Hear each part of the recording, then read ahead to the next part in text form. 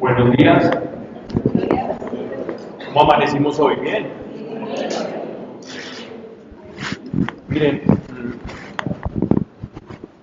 la verdad, lo que decía Mónica ahora sobre las directrices del grupo, más allá de ser del grupo, es parte de lo que Dios quiere para la iglesia. Para nosotros poder servir, primero debemos tener una preparación. Y esa preparación no debe ser en el orden ordinario de las cosas, sino que esa capacitación o ese aprendizaje viene dado por Dios. Es un aprendizaje espiritual y es de lo que nosotros recibimos en el Espíritu que podemos dar a los demás. Ese es el servicio. Primero llevamos a nuestro Espíritu y luego nos extendemos. Y ese es el vivir en Dios, es la extensión de su reino. Durante el transcurso del día vamos a estar hablando de temas que atañen a la iglesia. ¿Saben? Cada uno que ha llegado a este lugar, no crean que ha sido por casualidad o porque tenían un tema de interés común, sino que realmente hemos sido llamados. Dios no reúne personas, sino es porque Él ya pensó en que aquellos que ha llamado tienen un plan que desarrollar y quiere realizar algo en ti. Nosotros en potencia somos como semillas. Somos como semillas. Tenemos todo el potencial de Dios dentro de nosotros. Y a lo largo del día vamos a ir trabajando sobre cómo liberar ese potencial como semillas elegidas y llamadas por Dios para poder convertirnos verdaderamente en lo que quiere para cada uno de nosotros. Y ese plan solamente, única y exclusivamente, se va a desarrollar a través de la iglesia como cuerpo. Y es esta imagen tan preciosa que tienen allí. Hay que tener muy buenos ojos de halcón para poder identificar dónde estamos ubicados. Lo importante es que estamos todos ahí. Si alcanzan a ver, no hay que quedar mal. Bien, vamos a hablar sobre el génesis de lo que es la iglesia. Cuando uno normalmente utiliza el término iglesia, muchas veces solemos imaginarnos una estructura, un edificio. Iglesia se ha usado comúnmente para asociar a edificación, a un lugar donde se reúnen personas con la función o finalidad de hacer o realizar un culto. Iglesia como edificio. Otros asocian iglesia a un grupo de personas que tienen una doctrina, una fe o una religión en común. Y otros dicen iglesia es aquella fundada por Jesucristo después de su resurrección en aquel famoso y venerado y glorioso día de Pentecostés. La iglesia nace en Pentecostés. Pero, en últimas, ¿qué es la iglesia? ¿O cómo se forma una iglesia? Y quiero irme aún más atrás de nuestro Señor Jesucristo. Porque generalmente cuando pensamos en iglesia, nos volvemos o nos quedamos en el Nuevo Testamento o en una denominación. Presbiteriano, luterano, católico, metodista, adventista, bautista, calvinista, reformado. Y pensamos y asociamos la iglesia a todo esto, pero saben que la iglesia no es un término que nace en el Nuevo Testamento. La iglesia no nace en el Nuevo Pacto. La iglesia nace mucho antes. La palabra iglesia que nosotros utilizamos viene del latín ecclesia, que significa reunión o asamblea. Pero el pueblo de Israel era realmente quien portaba la expresión o el término de la iglesia. Me voy a ir mucho más atrás, ahorita voy a tocar el pueblo de Israel, Me voy a ir hasta Génesis para que veamos dónde podemos rastrear la iglesia. Dice, esto es Génesis capítulo 1, versículo 26. Entonces dijo Dios, hagamos al hombre a nuestra imagen conforme nuestra semejanza, y señoree en los peces del mar, en las aves de los cielos, en las bestias, en toda la tierra, y en todo animal que se arrastra sobre la tierra. Verso 27. Y creó Dios al hombre a su imagen Dios lo creó, varón y hembra lo creó. Entonces, para encontrar o desentramar el origen o el significado de la iglesia, nos tenemos que ir a la misma creación del hombre.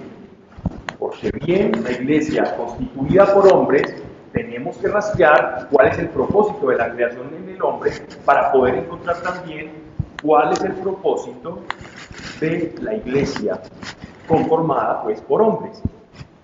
Y entonces miren como dice en el versículo, en el capítulo 1, y Dios creó al hombre a su imagen, conforme a su semejanza, para que señoree sobre la creación. Aves, lo que está en la tierra, lo que se arrastra en la tierra y lo que está en el cielo.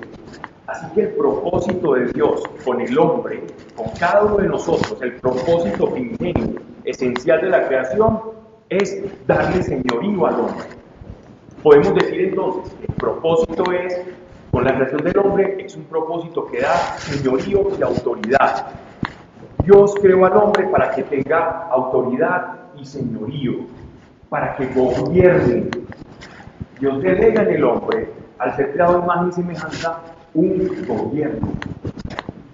Nuestro propósito sigue siendo el mismo, porque Dios no cambia. Aún el propósito del hombre es enseñorearse sobre toda la creación, es dominar la creación. Es el propósito tan alto al que nuestro Dios nos ha llamado en medio de la creación.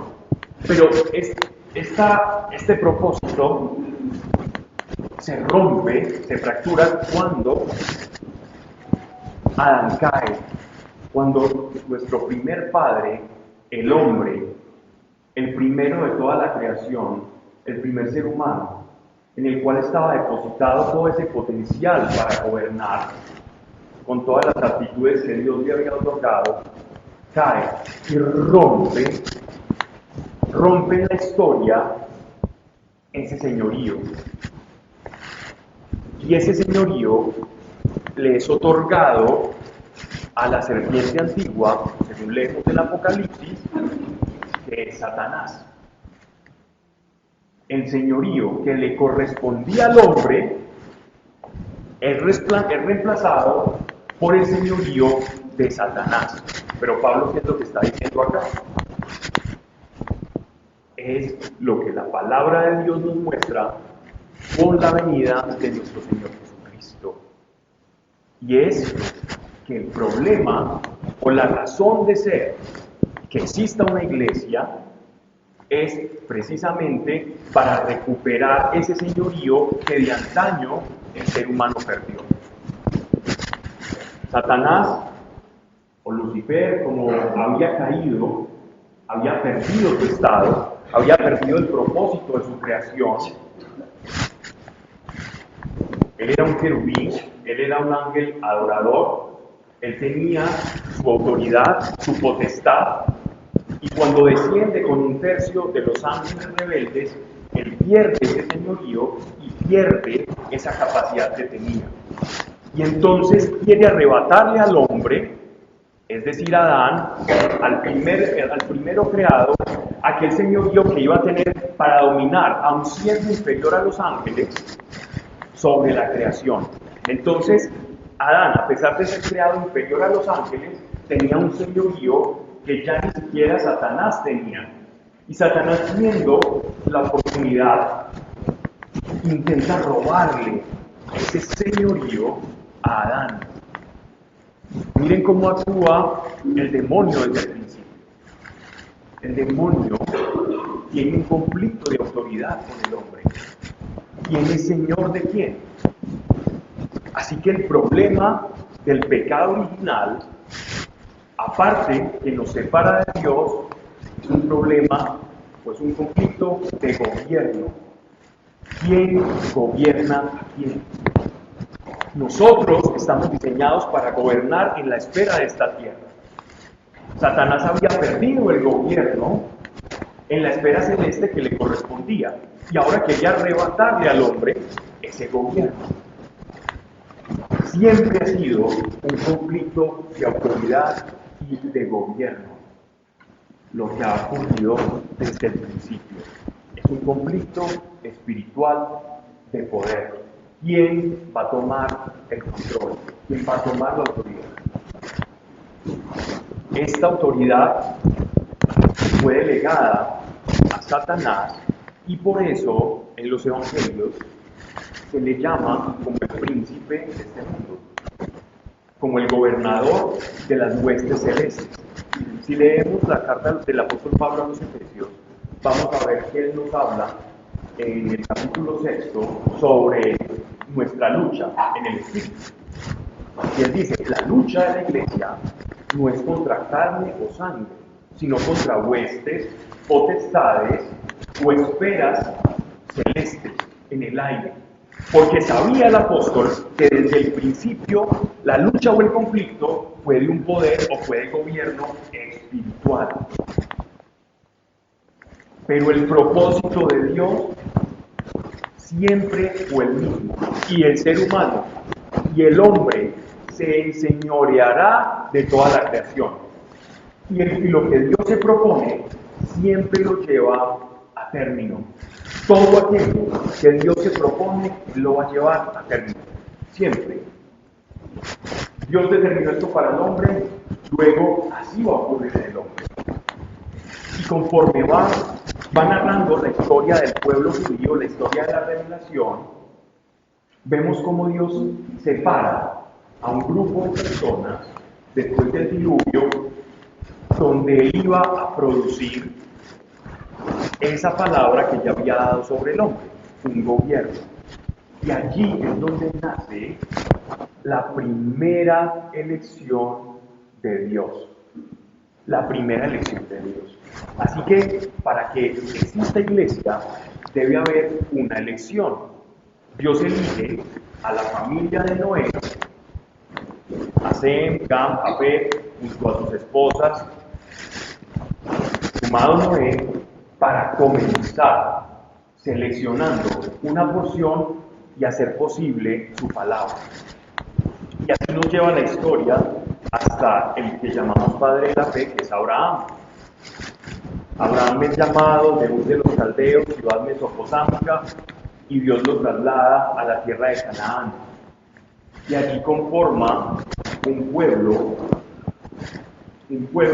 que, donde ya estaba la promesa, simple y llanamente para poder perfeccionar su palabra.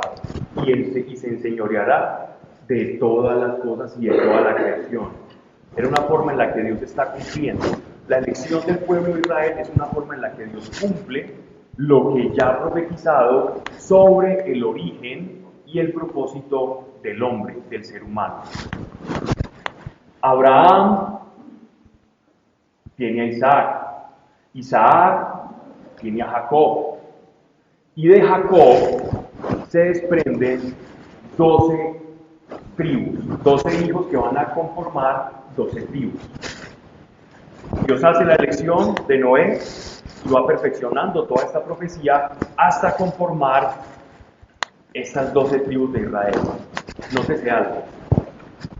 Recuerden que la lucha es por el gobierno. Lo que perdimos en la caída fue la capacidad de enseñorearnos de la creación. Y ahora la creación le era hostil. Para Adán, el caminar por el huerto era placer, era felicidad. Adán no se preocupaba ni por los cardos, ni por el trabajo, ni por las espinas. ni por el dolor, el llanto o el sufrimiento. El mundo le era afable, el mundo que habitaba Adán era completamente agradable, era amistoso con él. El entorno de Adán era no solamente amistoso, sino que estaban en una completa sintonía y armonía. Pero después de la caída, Adán, al perder el gobierno, el mundo que antes era favorable se le hace su propio enemigo, se le hace hostil, de tal manera que nace lo que conocemos como la maldición de la tierra. ¿Cuál es la maldición de la tierra? Cuando Dios le dice a Adán, y producirás con el sudor de tu frente, y la tierra te dará cardos, y pisarás espinas. Esa es la maldición de la tierra. Porque ya no somos señores de la tierra, sino que la tierra está en competencia con nosotros.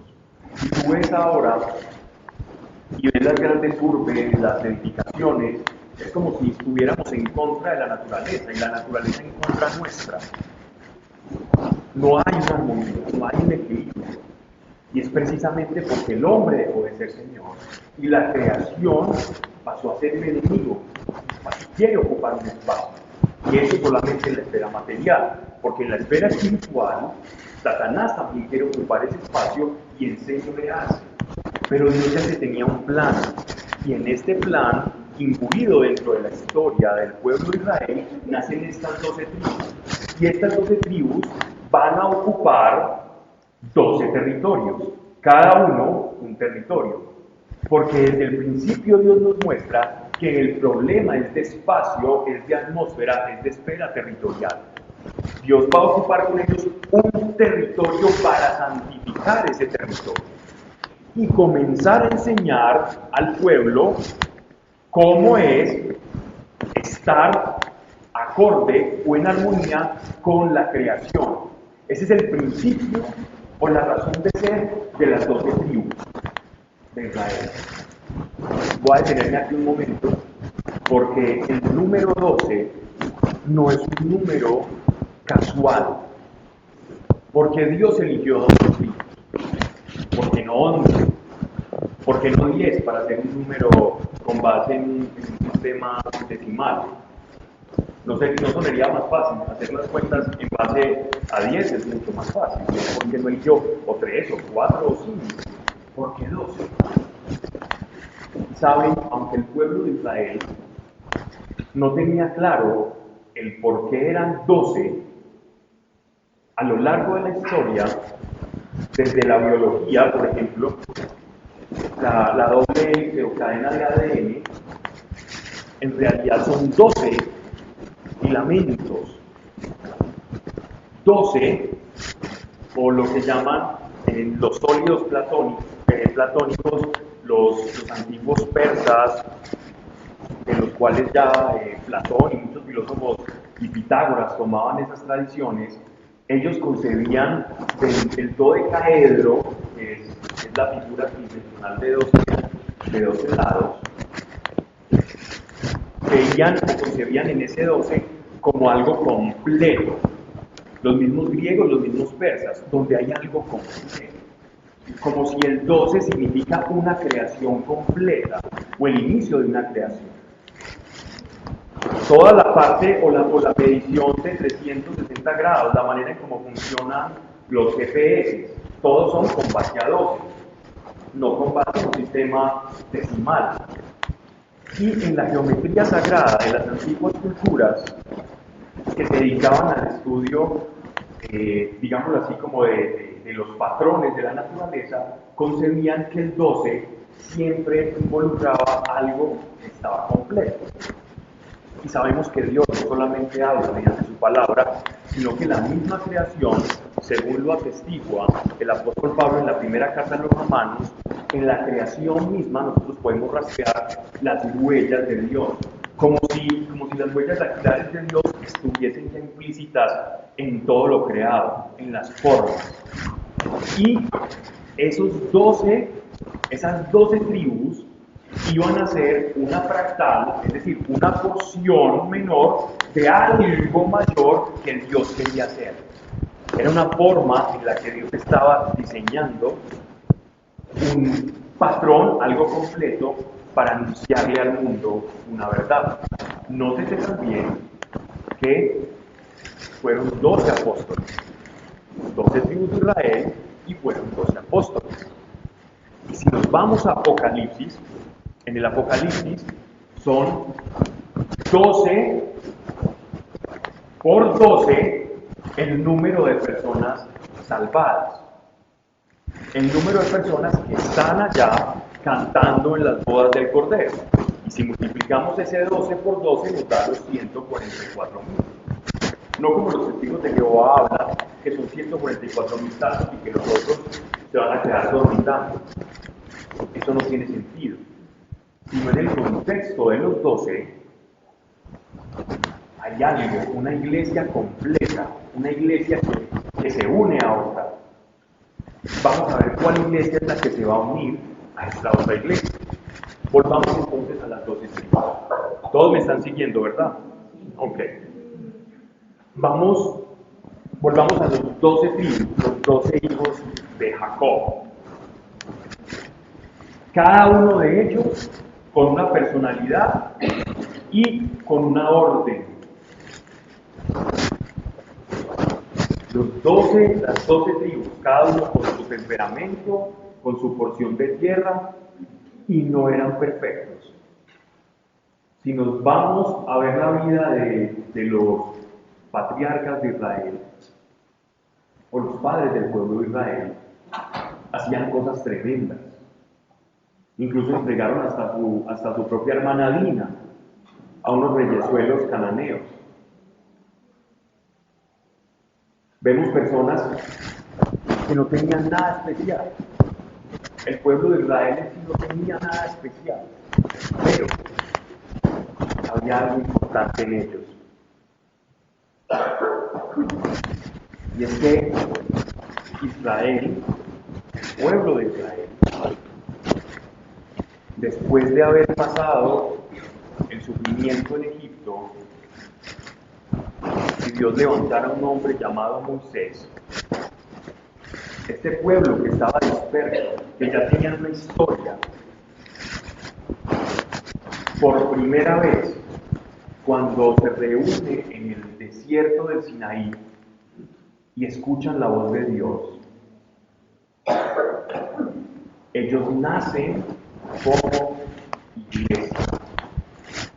¿Cuándo nace la iglesia? No nace en Hechos de los Apóstoles capítulo 2. La iglesia nace en el Sinaí.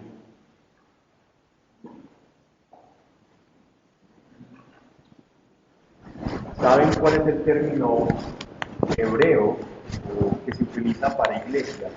Que luego la versión Septuaginta, o conocida como la versión de los 70, que es la versión griega de la Biblia, que nos llega traducida del hebreo al griego, traduce esta palabra como eclesia o como eclesía.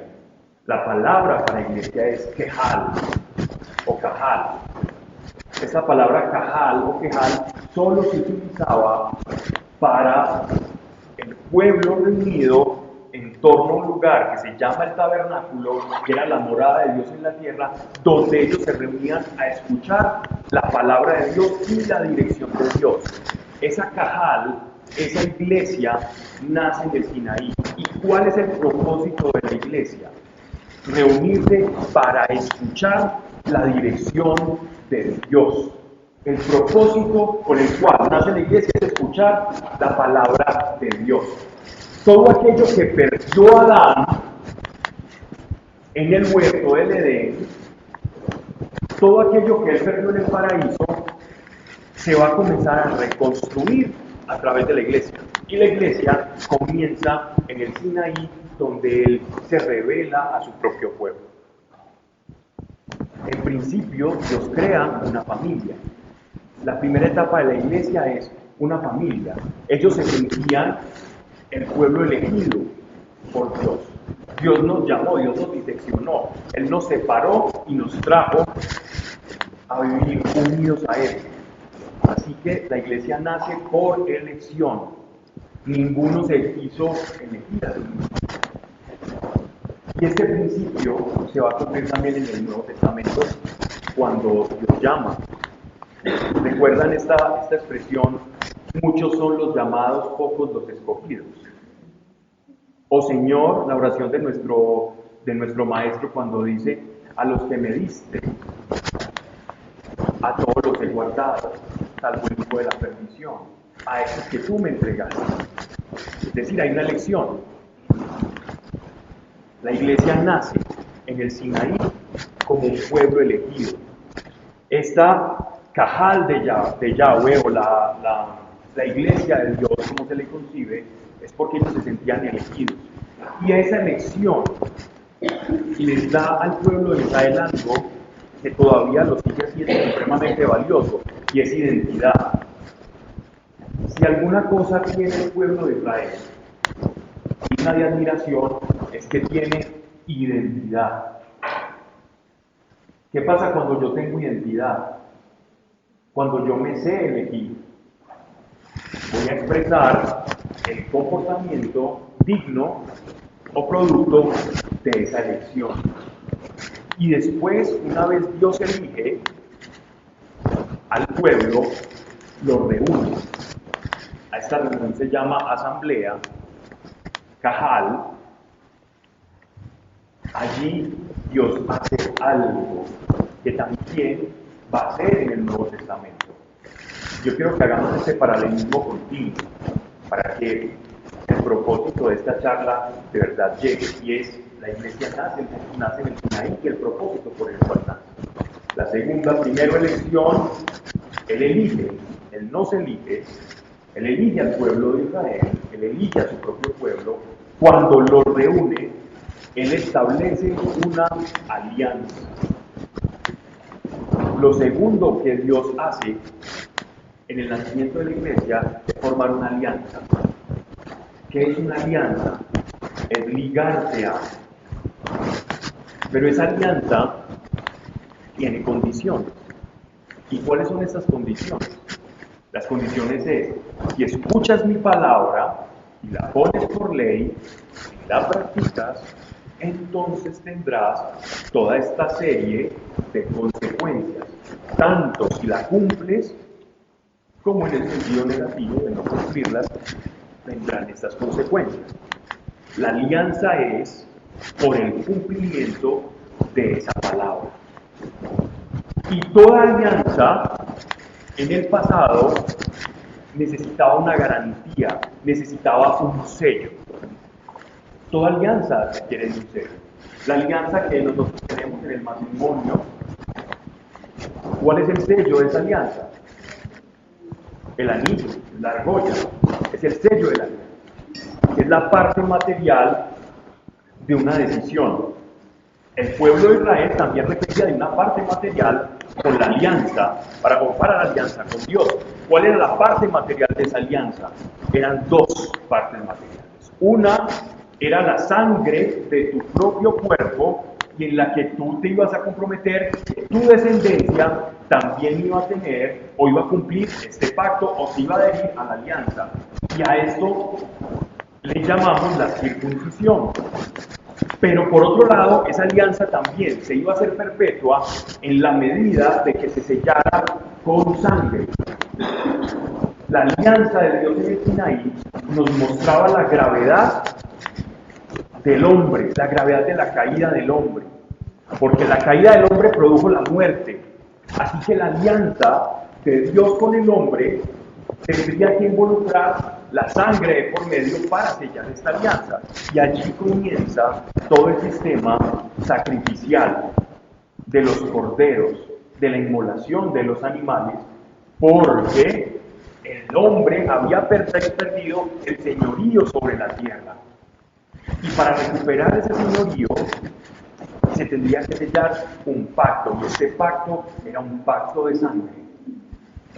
Así pues, que tenemos por un lado que Dios elige para la formación de la iglesia. Uno, Dios elige. Esto cumple para el pueblo de Israel y cumple para la iglesia. Nosotros no nos elegimos. Nosotros no nos hicimos un autollamado, no nos enviamos un memo diciendo yo quiero ser, yo soy iglesia. No, nosotros respondemos a un llamado. Díganme si no es un privilegio el saber que nosotros verdaderamente no nos elegimos, sino que Él nos llamó. Y si nos llamó, no sé qué fue lo que vio Él en nosotros. Verdaderamente, si leemos la primera carta a los Corintios, nada especial ha visto en nosotros, pero aún así nos llamó. Y si Dios, el creador del universo, el cielo y la tierra, te llamó, entonces ¿quién le puede resistir? ¿Por qué le resistimos?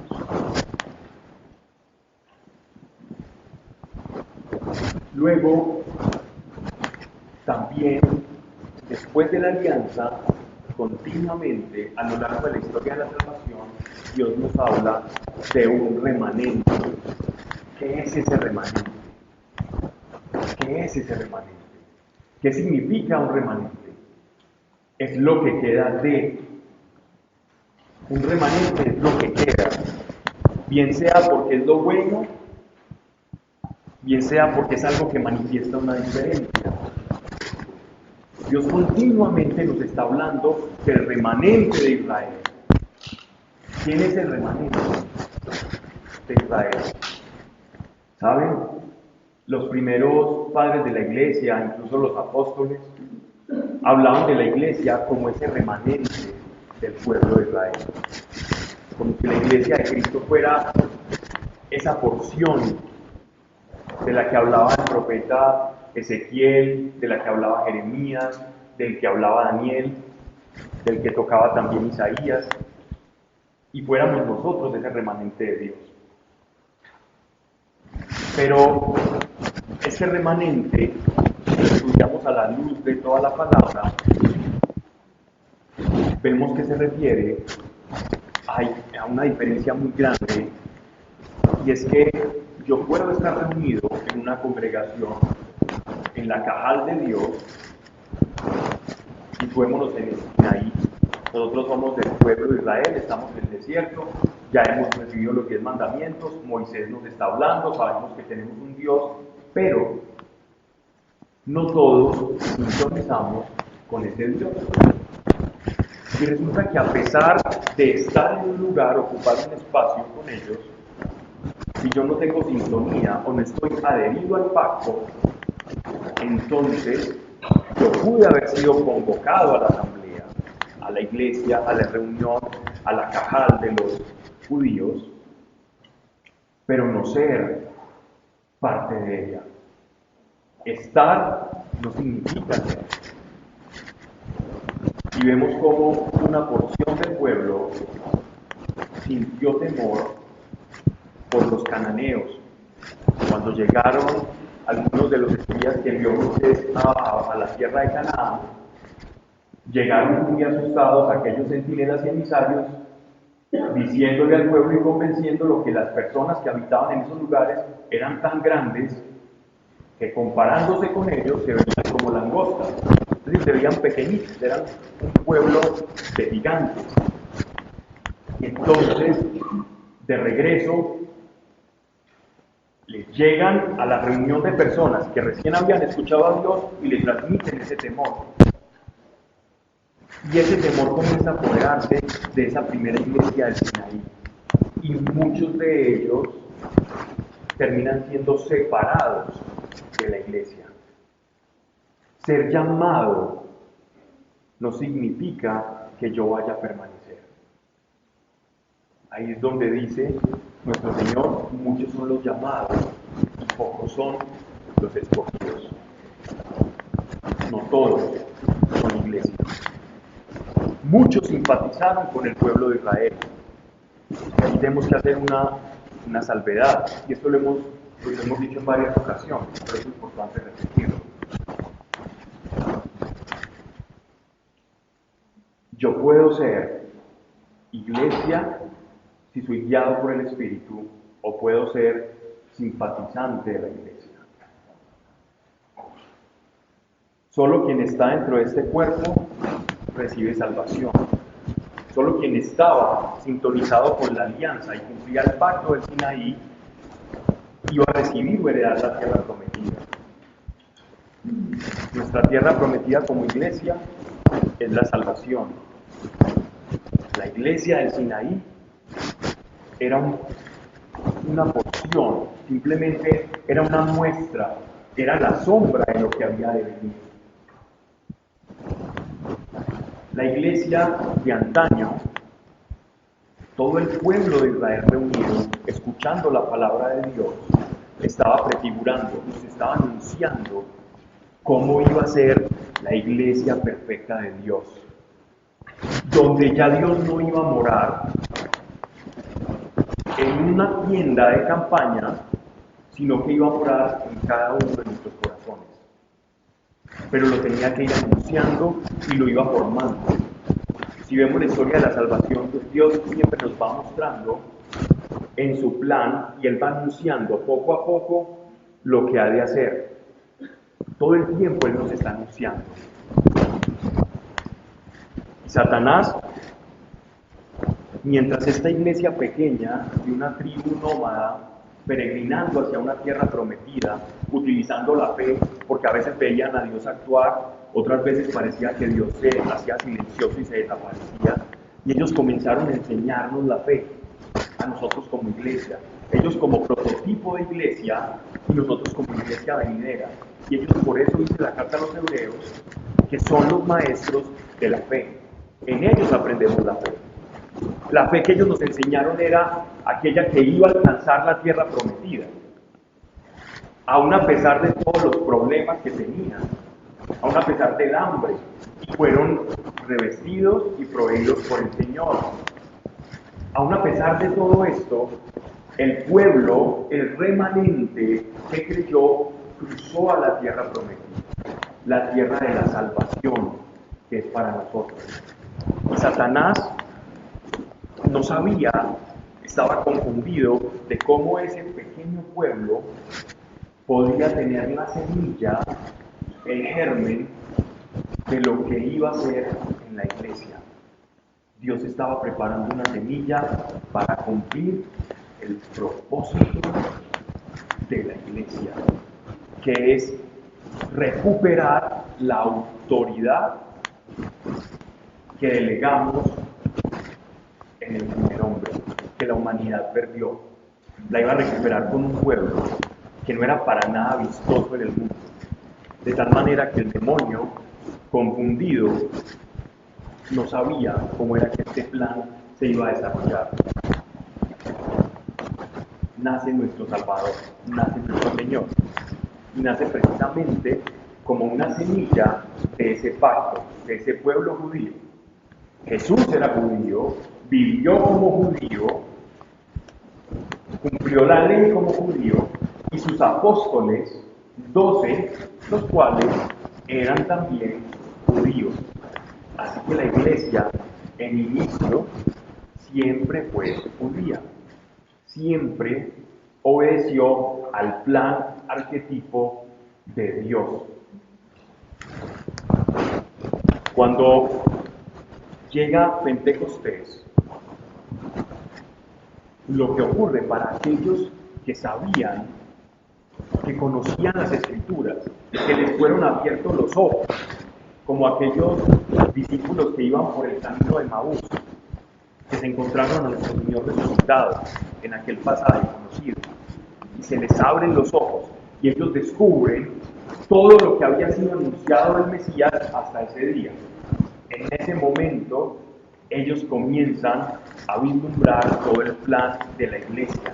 En Pentecostés, lo que ocurre es que cuando llega el Espíritu Santo, todo aquello que había sido anunciado desde el Sinaí, a través del testimonio de todos los patriarcas, profetas y las vicisitudes que pasó el pueblo de Israel con sus 3 cautiverios,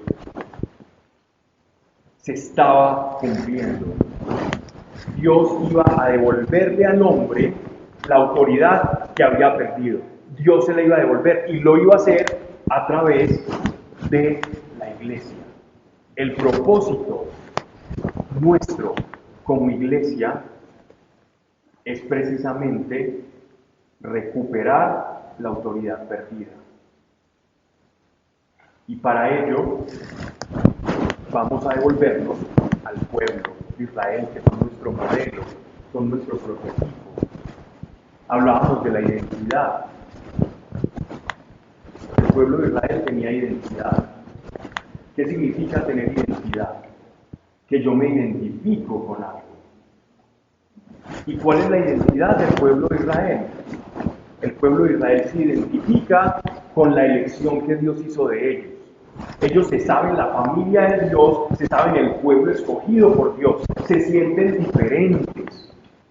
Tan diferentes se sienten del resto que suscitan envidia, antisemitismo, no les gusta, a muchas personas no les gusta cómo son los judíos, dice que son soberbios, cómo es posible incluso que se llaman el pueblo elegido. Hace algunos años yo hablaba con una persona que le encantaba la lectura y a veces compartíamos unas tertulias, y él me decía lo siguiente: yo no puedo con el Antiguo Testamento, a mí me encanta el Nuevo Testamento, se me antojan las palabras de Jesús fascinantes, pero cuando yo leo el Antiguo Testamento, Deuteronomio, Números, el Éxodo,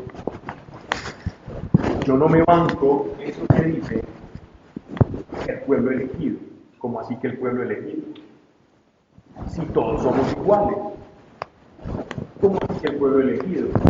Y por eso él prácticamente utilizaba solo un Nuevo Testamento y toda su fe la basaba en el Nuevo Testamento. Por lo tanto, su fe era una fe incompleta porque no comprendía que la iglesia está completa desde el Antiguo Testamento hasta el Nuevo Testamento. Y es precisamente por esa palabra elección. Si tú sales a la calle hoy en día sabiendo que has sido llamado por Dios y has sido elegido por Él, y le dices a una persona que sea inmadura en la fe, ni siquiera hablemos de un inconverso, sino de una persona que no tenga la madurez suficiente en la fe, y tú simplemente hablando con ella le dices: sí, yo he sido elegido por Dios. Créeme que te va a mirar de una manera extraña. Lo primero que va a hacer es te va a decir: ¿qué soberbia? ¿Usted por qué es tan soberbio? ¿Usted qué se está creyendo? ¿Cómo así que elegido? ¿Que luego usted es profeta o qué? ¿Usted se cree en Jesús?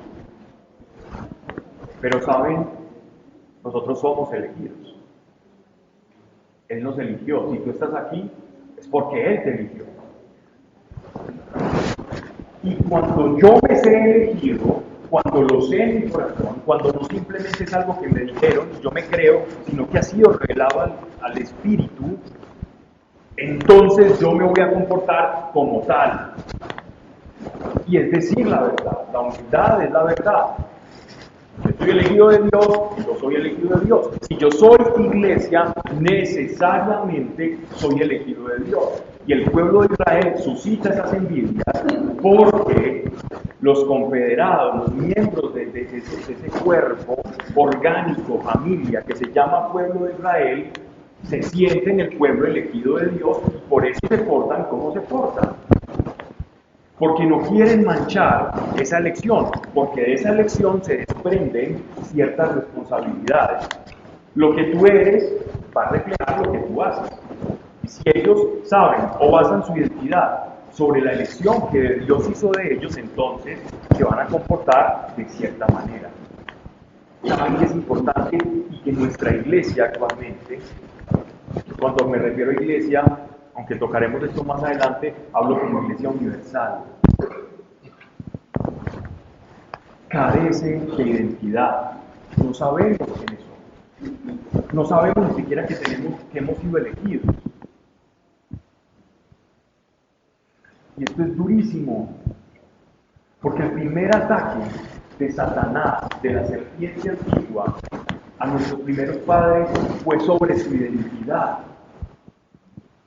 Y lo que le surge efecto, pues lo sigue utilizando. Y si tú no sabes que eres elegido, no vas a sentir lo especial que eres para Dios. En virtud de eso, no vas a reflejar el carácter que Él quiere que reflejemos, que es el de la cabeza que está allí, que es Cristo. Es imposible reflejar ese carácter si no tengo o no obedezco al principio de identidad. Es el primer paso, recuperar la identidad. Y eso es un cuestionamiento para que no despreciemos el pueblo de Israel, sino que miremos como prototipo en que ellos tienen identidad, se saben elegidos, se saben especiales de parte de Dios. Si tú no te sientes elegido, especial, no por quien tú eres, no vemos sentirnos especiales por lo que son, sino por lo que Dios dice que son, por quien nos elige. Nuestra especialidad radica en que Él nos llamó. En eso somos especiales, porque somos especiales para Dios. Nunca voy a poder dar un mensaje a otro si primero no sé quién soy, si primero no sé que Dios me eligió. Perdónenme ser tan reiterativo en esto, pero yo creo que es importante ser hacia allí. Pensemos un momento cómo cambiaría nuestro diario vivir si tan solo sabes que Dios te eligió. Si tú te levantas, abres la cortina y lo primero que piensas no es en el desayuno, en ducharte, en los menesteres ordinarios del día a día, sino en saber que Dios te eligió. Aunque sea que lo hagamos una vez en la mañana, ¿cómo cambiaría el resto del día si nuestro primer pensamiento es he sido elegido por Dios? ¿En qué cambiaría eso tu día? Solo hagámoslo, porque saben que cuando yo practico la verdad va generando en el espíritu una espera y va cambiando la atmósfera de los acontecimientos. El Espíritu Santo requiere de cierto material interior para poderse extender y manifestar hacia afuera. Él requiere de la modificación de nuestro pensamiento, a lo que el apóstol Pablo luego va a llamar a ese total de pensamientos, de estructuras mentales que nosotros llevamos. El apóstol Pablo le va a llamar el hombre interior. El hombre interior es todo el conjunto de esquemas, pensamientos, emociones, como entramado psíquico o psiquismo que todos portamos. Si ese entramado psíquico del hombre nuestro no tiene una transformación, entonces no vamos a poder reflejar lo que el Espíritu Santo quiere hacer en nosotros como iglesia. Una forma interesante de empezar el día es meditar en nuestra elección. Y créanme que meditando en nuestra elección y sabiéndonos elegidos por Dios,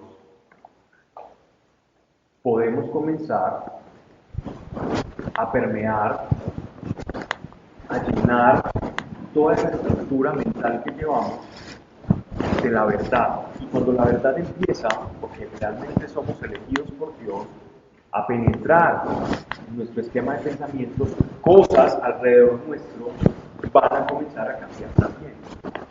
Porque las cosas que nos suceden son en gran parte consecuencia de lo que hay dentro de cada uno. Es como que manifestamos lo que hay en nuestro interior. Y Dios quiere poner la verdad en nuestro interior para que podamos ser artífices de la palabra, para que podamos ser hacedores de la palabra. Ser hacedor de la palabra no es predicar. Ser hacedor de la palabra es incorporar la verdad y expresar esa verdad. Y eso se da de manera natural, no es un esfuerzo, se da de manera natural. Pero para poderlo lograr, lo único que tengo que hacer es cambiar, modificar aquello que es engañoso en mí por la palabra de Dios. El pueblo de Israel nos enseña esto. Ellos fueron nuestros primeros maestros. Ellos modificaron su conducta.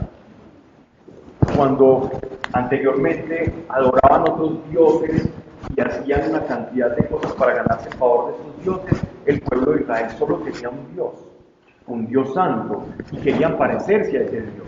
Y conforme ellos iban moldeando sus pensamientos, les iban ocurriendo cosas alrededor de eso que se llamaba Tierra Prometida, que era un espacio de autoridad que ellos tenían, donde el demonio no podía actuar. Pero cuando ellos no cumplían el pacto y delegaban esa autoridad nuevamente al mundo hostil del que les hablaba en un principio, del mundo hostil al hombre, cuando ellos delegaban esa autoridad, ¿qué ocurría? Por un lado, por el norte, los invadían los asirios. Después, entonces, al oriente los invadían los babilonios. Y al sur, los egipcios. Y después, y por el mar occidental, llegaban los filisteos. Cada vez que el pueblo de Israel delegaba su autoridad, la que Dios les había enseñado a conservar, como tipo que nosotros la iglesia en un futuro íbamos a aprender de ellos, entonces quedaban a merced del mundo hostil. Así que la verdad y la palabra de Dios y permanecer en ella es una forma de recuperar ese señorío que perdemos. Miren cómo es importante y cómo el pueblo de Israel nos refleja como un espejo. Cuando caminamos con Dios y estamos en su verdad, el mundo, las circunstancias se nos abren.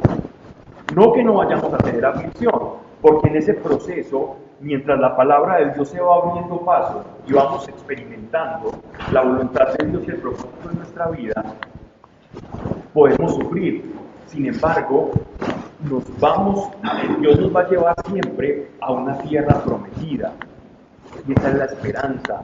La tierra prometida nuestra no es una tierra de la que emana leche y miel, no es una tierra de un territorio físico. El pueblo de Israel es una familia física ocupando un territorio físico.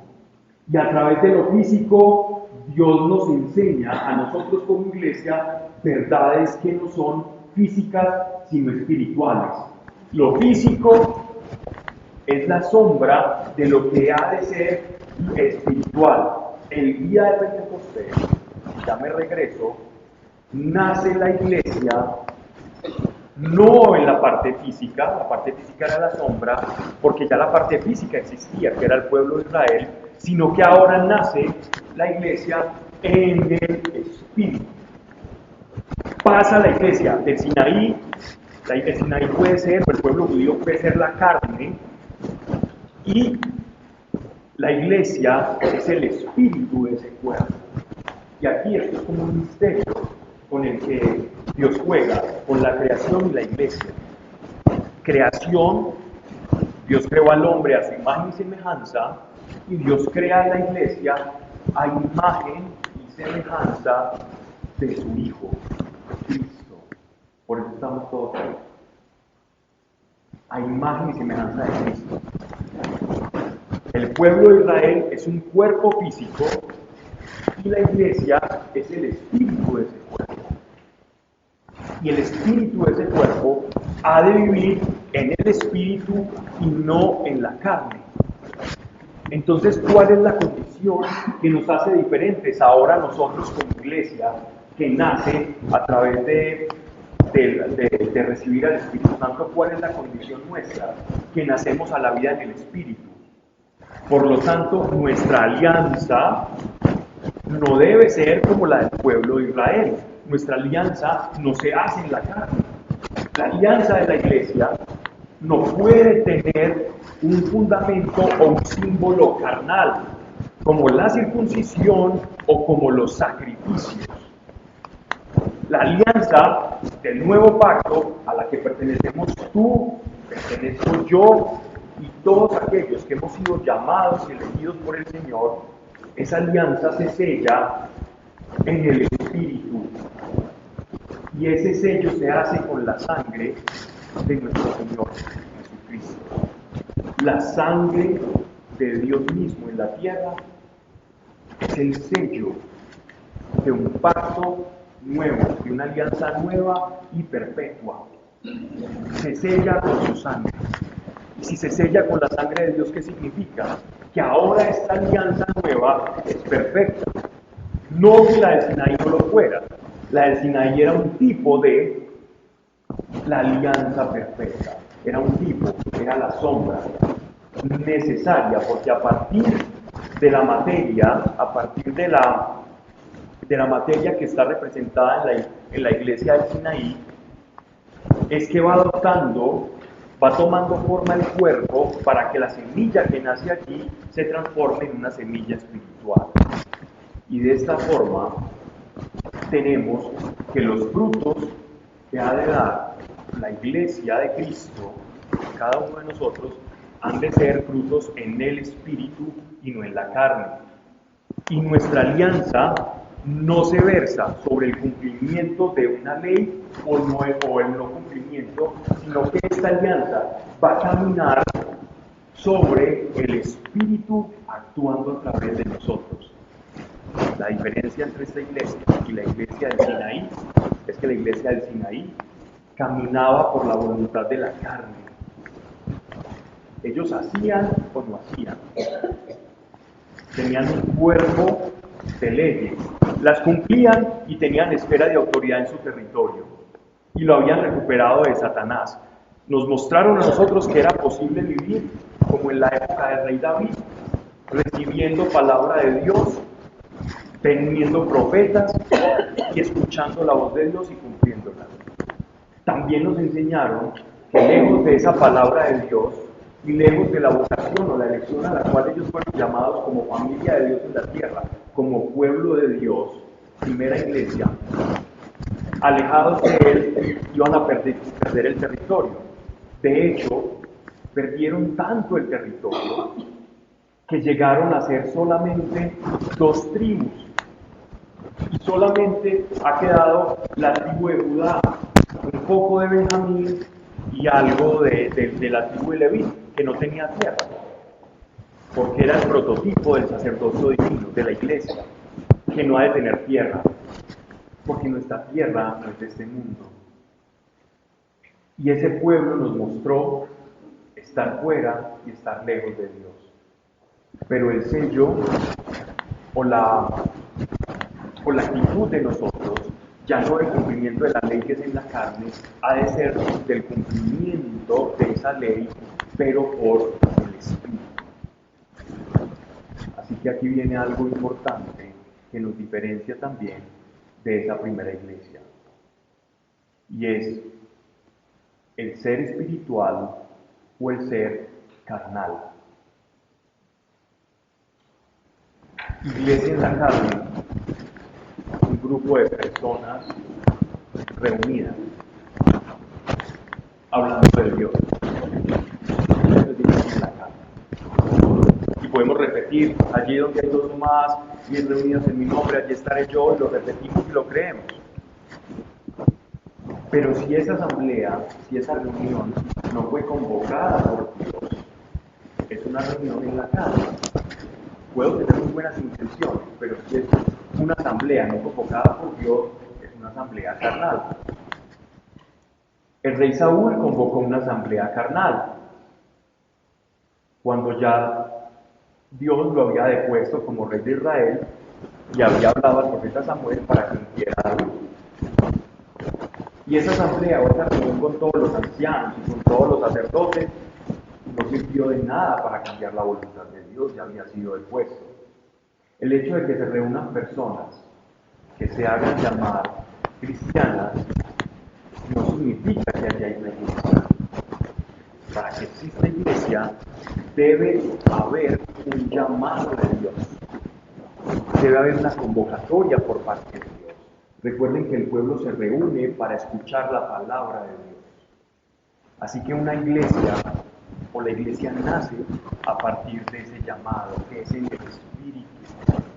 La iglesia es un organismo espiritual que tiene vasos carnales, pero está representada en el Espíritu, no en la carne. Por eso el apóstol Pablo nos habla de el Israel de Dios y el Israel de la carne, el Israel espiritual y el Israel carnal, para referirse al pueblo de Israel o el mundo judío, y para hablar de la iglesia como el Israel de Dios. Porque unidos a Dios estamos por medio de la sangre de Cristo, que es el pacto, y es allí donde nosotros vamos a experimentar la alianza de Dios. Primero, si yo no me sé elegido, no voy a poder experimentar la voz del Espíritu Santo hablándome. ¿Quiénes quieren escuchar la dirección del Espíritu Santo? ¿A quiénes les gustaría?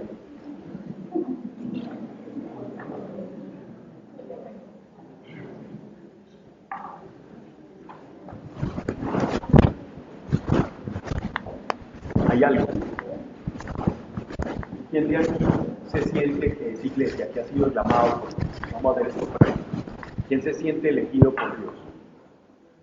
Bueno, la pregunta es ¿quién no se siente elegido por Dios? Dice, no, yo estoy ahí.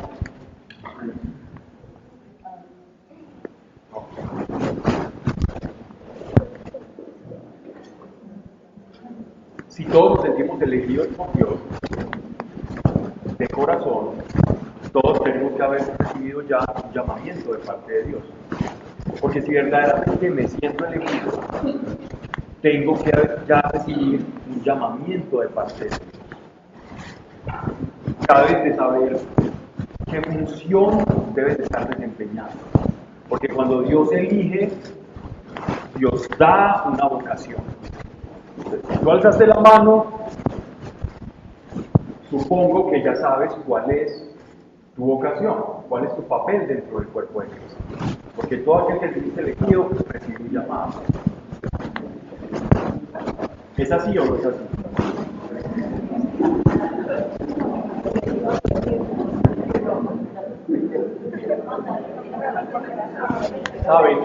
¿Saben qué ocurre? No hemos meditado mucho en lo que significa esta lección. ¿Verdad? No hemos meditado mucho lo que significa esta lección. Cuando yo me sé elegido, no es que yo lo crea, es porque lo sé. La elección, si bien comienza como un acto de fe, recuerden que la fe lleva a un acto material, algo que se materializa. La fe no es una esperanza perpetua. La fe lleva un grado de materialidad, y el grado de materialidad es la consecución de lo que la fe espera. ¿Por qué estamos dando tantas vueltas? Y esto es lo que me mostraba el Señor. ¿Para qué vamos a hablar de tantas cosas si lo más básico, lo más sencillo, por lo que tenemos que empezar es por disfrutar y sentirnos elegidos? ¿Quién disfruta con eso? O nuestra vida está mirando en torno a ser iglesia. Para mí es conocer a un Dios que me ama y que resuelve mis necesidades. Entonces, el que es más iglesia es el que tiene las necesidades más resueltas y vive con su paz. Y el que no es iglesia es el que no tiene las necesidades resueltas y vive con su paz. ¿Qué estamos entendiendo nosotros por iglesia? ¿Qué estamos entendiendo nosotros por elección? ¿Qué estamos entendiendo? ¿Es tener una vida agradable, una vida de muelle, con Dios?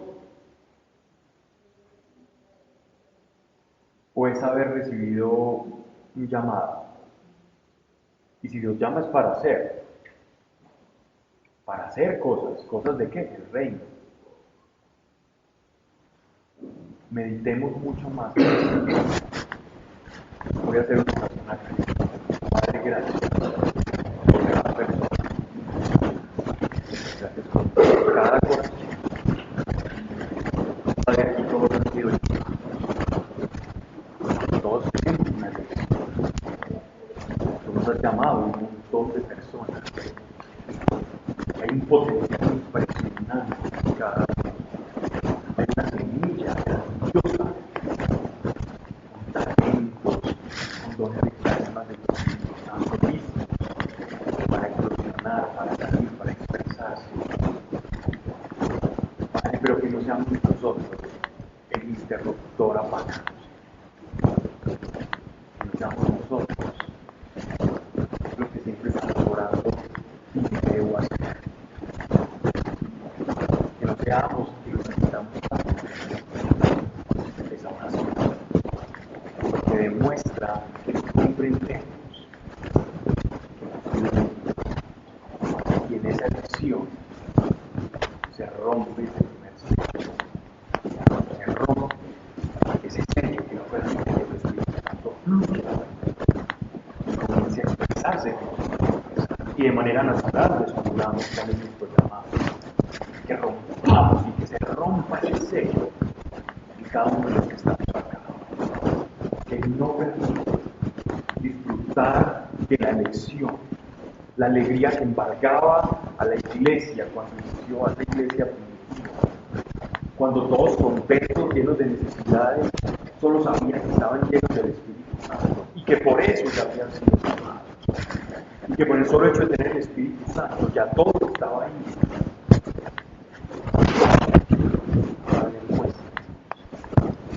Y llévanos a comprender este hecho, Padre, para que podamos continuar recibamos la alegría de la elección, que no estemos ocupando un espacio, un cuerpo, o viviendo una vida simplemente en modalidad de supervivencia, esperando que la iglesia sea como un aderezo para la vida y que la vida espiritual simplemente sea para vivir mejor, más tranquilo, o tener paz o resolver conflictos personales. Porque aunque eso llegue, esa no es la esencia. Y disaprovechar el llamado a cada uno de nosotros. Permita que caigamos en percibir la acción que han hecho de nosotros, simplemente para conceder una cantidad de deseos, que muchas veces no son deseos, y por lo tanto no son deseos. Ayúdanos a aprender esa verdad.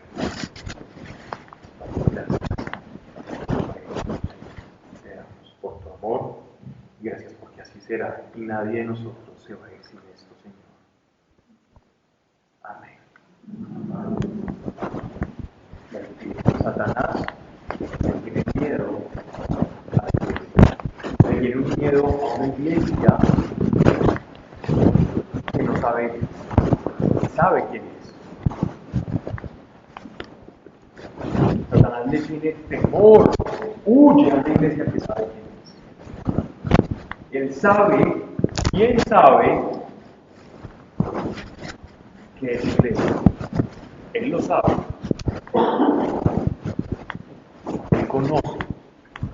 Y Él está procurando, como león rugiente, buscando adormecerte en tu identidad. Todo el tiempo te está murmurando y te está generando confusión para que no sepas quién es. Él te intenta distraer todo el tiempo para que no sepas la autoridad y el poder que tienes. Todo el tiempo lo está haciendo. Ese es su mayor ataque y por ende su mayor logro. Es que tú no sepas quién eres, en Dios, y quitarte esa autoridad que el Señor ganó por ti. Porque así como el primer Adán cayó, en el segundo Adán, unidos al segundo Adán, si por el uno caímos por linaje de sangre, por linaje de la carne, porque todos descendemos de Adán, por linaje del Espíritu, todos descendemos del Mesías. Y por linaje del Espíritu, nosotros recobramos la autoridad en el Espíritu y en la tierra, sobre las huestes, sobre las potestades. Y esa es nuestra lucha. La lucha de la iglesia no es vivir mejor. La lucha nuestra no es vivir mejor, no es ser más felices. El propósito de Dios no es hacernos más felices. Como iglesia estoy hablando. El propósito nuestro como iglesia es devolverle a Dios el señorío en este mundo. Devolverle a Dios la autoridad y el señorío que Adán delegó a otra entidad. Ese es nuestro propósito como iglesia. Es retornar a Dios lo que es de Dios. Entonces el objeto de la tercera etapa, cómo se manifiesta ese poder, ese señor.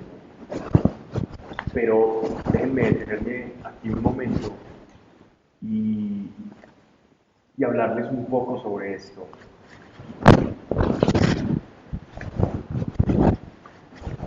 Nos conviene convencernos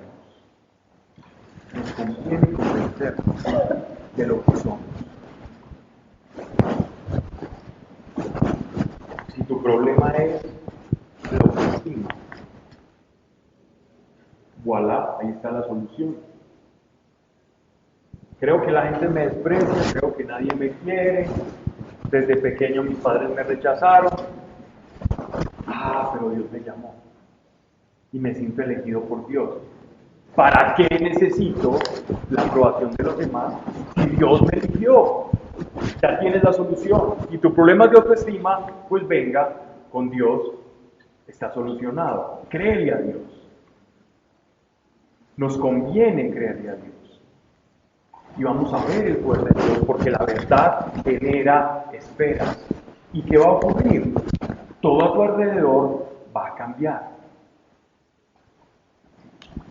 Antes de empezar a conocer estas verdades, yo no soy una persona que me preparé y estudié y después salí al ruedo. Yo no pretendía hacer curso de teología 1, 2, 3, catequesis bíblica para salir a dar una charla.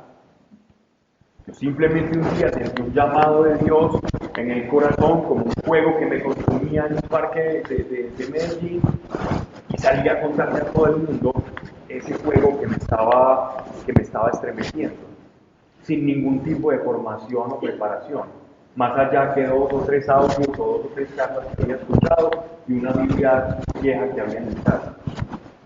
Y con eso comencé a hablar, porque sabía que me había llamado para hablar de él. No me sabía iglesia, y nadie me había dicho tú eres iglesia. Yo ya me sentía parte de ese órgano, de ese organismo, y salí a hablar sin ningún tipo de formación. Y miren, tan es real que esto es una lucha de esferas de autoridad y de dominio, que cierta vez me invitan a dar una charla a un lugar. Había más o menos como 30 personas, casi siempre eran, no eran muchos jóvenes, eran como personas, más que todo mujeres, señoras, generalmente terminan llenando los grupos de oración, porque son más espirituales. Es una ventaja que tienen las mujeres, y yo lo digo para congraciarme, y los que me conocen saben que yo soy mucho menos progresista del mundo. Pero la mujer tiene una capacidad impresionante innata para tener intimidad con el Espíritu Santo. Y es tan desaprovechada, con la capacidad que tienen por cierta sensibilidad que hay en su ser para tener una intimidad que a nosotros los hombres nos cuesta un poco más con el Espíritu Santo, porque las maneras del Espíritu Santo son muy suaves. La manera en que él se comunica, en que él se expresa, es muy sutil. Nosotros a veces somos más rudos, más toscos, más neuróticos en nuestra manera de vivir, y por eso se nos es muy difícil escuchar a veces la voz del Espíritu Santo, pero la mujer tiene mayor esa capacidad, esa capacidad.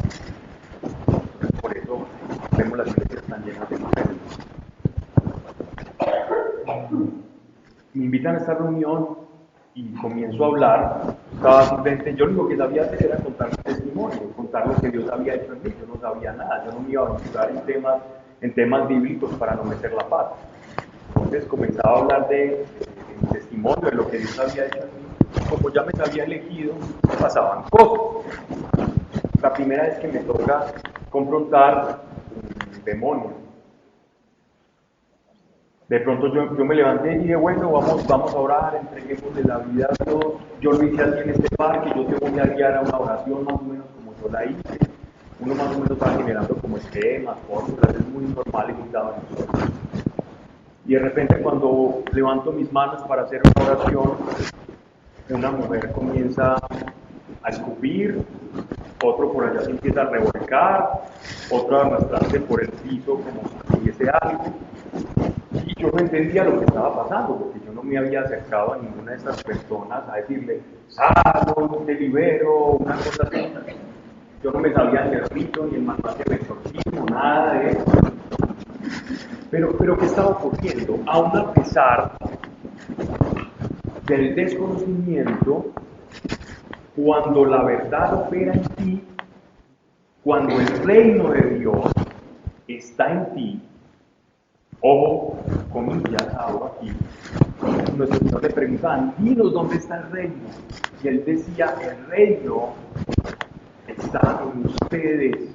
Nosotros somos el reino. La iglesia es el reino de Dios. La iglesia es el reino de Dios. El reino de Dios no es una locación, es una esfera de influencia. El reino de Dios no es una locación, es una esfera de influencia.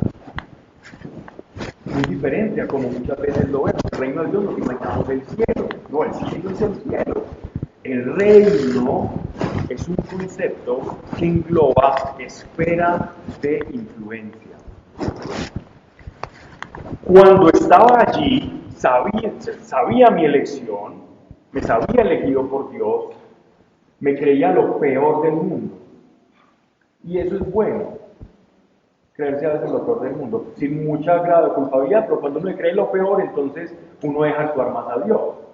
Uno dice, yo como no hice nada para esto, yo no soy muy bueno, no soy el más voluntarioso, no soy el más inteligente, no soy el más bonito, no soy el más esto, soy lo menos esto, lo menos esto.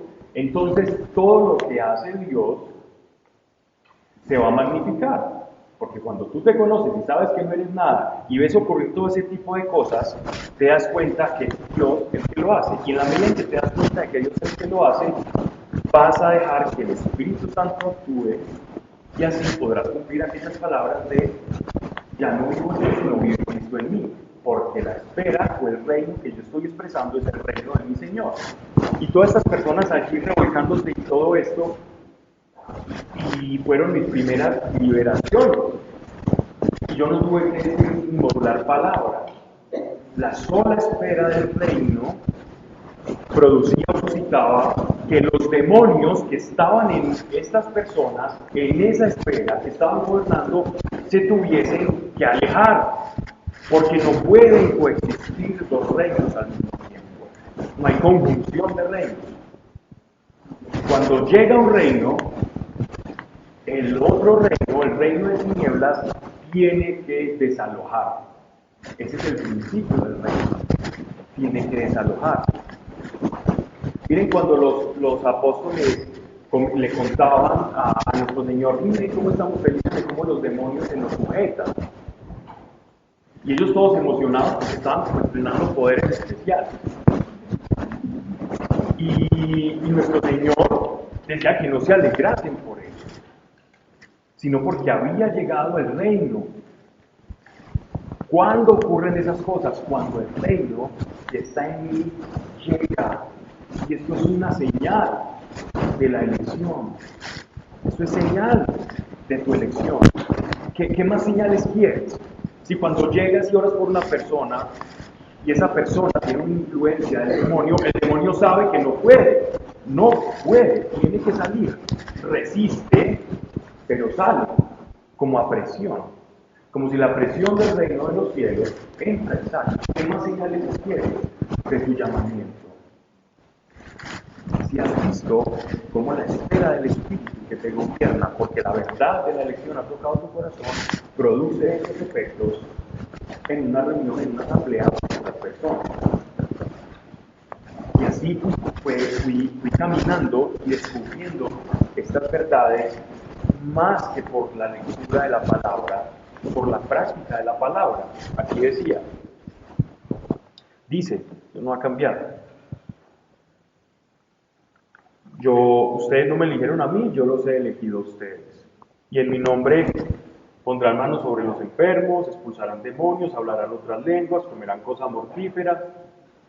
Y simplemente vas caminando conforme a la verdad, y la verdad expresada en el reino va subiendo y va creando esa burbuja, esa espera que va llegando. Cuando llega la iglesia, llega la espera del reino. Cuando tú llegas y pisas, cuando tú quieres, consciente de quién eres tú, pisa un lugar, y ese lugar habitado por demonios, ellos van a saber quién ha llegado. Incluso es triste y extraño, paradójico al mismo tiempo, que los demonios saben más quién eres tú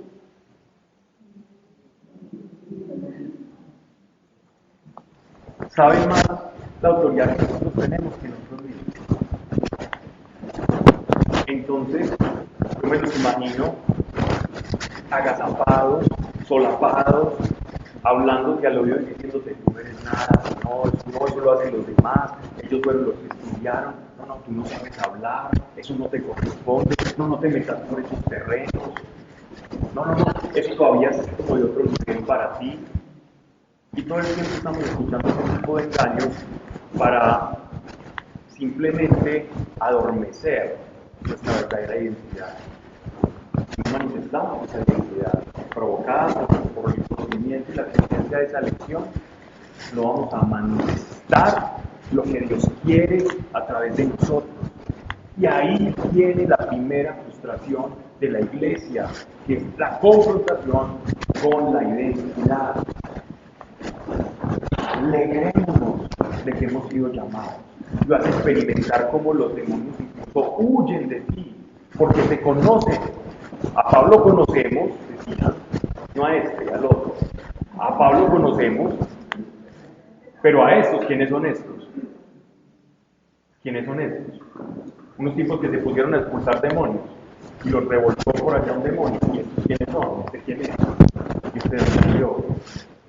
No los conocemos, estos no están sellados, estos no tienen un sello del Espíritu, la sangre de Cristo no está encima de ellos, no pesa sobre sus cabezas, no están en esa alianza. A estos podemos hacer lo que queramos con ellos, pero a ese no lo somos. A ese díganle, porque no nos pueden tocar, pero sí nos pueden decir, no, eso no es para ti. Eso no te va a pasar a ti. No, eso es muy extraño, eso es muy sobrenatural. No, eso era para los creyentes de antes. A la iglesia de antes le pasaban cosas extraordinarias. A la iglesia de ahora, venga, conténtense con prédicas de eruditos, volvámonos muy estudiosos de la Biblia y comencemos a predicar las Escrituras, porque la Escritura nos purifica. Venga, pero esas cosas, esas no son para ustedes, es para gente fantasiosa. Le estamos haciendo el trabajo al demonio. Estamos haciendo el trabajo a Satanás. Y por eso, entre más esté en la espera de Dios, conozca la espera de Dios, más va a huir la espera de tinieblas. Ese es el principio. Yo quiero representar la espera de Dios. Yo quiero representar su reino. Y ese es nuestro trabajo. La elección es para eso, para que tú seas su reino aquí en la tierra. Eres tú. Y cada uno de nosotros tiene una esfera de influencia que no puede tener el otro. Por lo tanto, una responsabilidad también. Tu llamado implica una responsabilidad que cumplir. Tú tienes una agenda, tú tienes tareas que hacer. Así como las tribus de Israel, cada una de ellas tenía un territorio que ocupar, tú tienes un territorio que ocupar, tú también tienes un llamado, una frontera que defender y tienes otras fronteras que conquistar. El pueblo de Israel tenía que ir a conquistar corazones de todo el mundo y enseñarles el único Dios. Tú también debes encontrar cuál es tu espera y tu éxito, porque Dios te quiere utilizar y Dios no va a utilizar otra cosa diferente a su iglesia, a su verdadera iglesia, a quienes se saben llamados porque han sido llamados y que manifiesten su poder. Eso es nuestro llamado, esa es nuestra misión, ese es nuestro propósito. Atendámoslo, busquémoslo, vivamos ese llamado. Cuando vas descubriendo estas verdades espirituales, lo más bonito de todo esto es cuando te das cuenta por experiencia propia, ni siquiera por estudio, sino por la experiencia, cómo la palabra se va validando a sí misma, cómo todo lo que está escrito ahí es real y se puede experimentar, cómo este señorío sobre las huestes de maldad se hace efectivo en una persona de la iglesia, cualquiera de la iglesia. Eso no es un llamado especial, es un llamado para toda la iglesia, porque dice, y todo en el que en mí crea, y todo en el que en mí crea. Todo implica que no hay especialidad en ese llamado. El llamado de todos es ese, es ir a crear y extender reino. Así que, para pasar ya a la media mañana, ¿verdad? Vamos a hacer una oración. Quería prolongar el ayuno. Padre, gracias por cada persona. Dios, gracias por el testimonio que nos dejas con tu pueblo. Gracias por la espera, el dominio que nos das.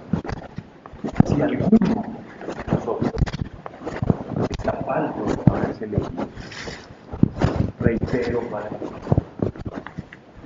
activa ese llamado cada uno. Y si ya hemos visto que Abraham es parte de nuestras manos, de nuestra boca, aún las tinieblas huyen, entonces que no busquemos excusas para saber cuál es el llamado, porque ya sabemos que es extender. Y así es cuestión de formas, Padre, formas para cada uno, a la medida de la que que no nos vamos de acá cuando declaran el nombre de Jesús de Nazaret, sin sentirnos todos y cada uno sentirnos verdaderamente llamados, que nos has elegido dentro de muchas personas y a escuchar un evangelio puro, completo, vivo, sin adoctrinamiento, en el estado más puro de recibir